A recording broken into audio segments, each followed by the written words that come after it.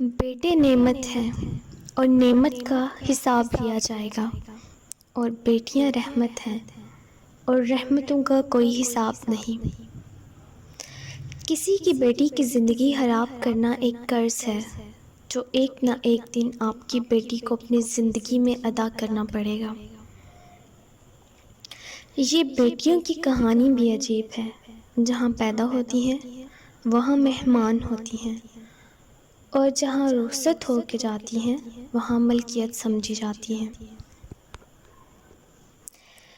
میکے والے کہتے ہیں بیٹیاں پرائی ہیں، سسرال والے کہتے ہیں پرائے گھر سے آئی ہیں۔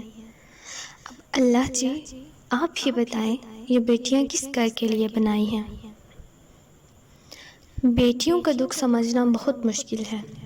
ان کے لیے تو اسی گھر میں جگہ نہیں رہتی جہاں وہ پیدا ہوتی ہیں۔ بیٹی جب پسند کی شادی کا کہے تو اسے بے حیا اور برا نہ کہو۔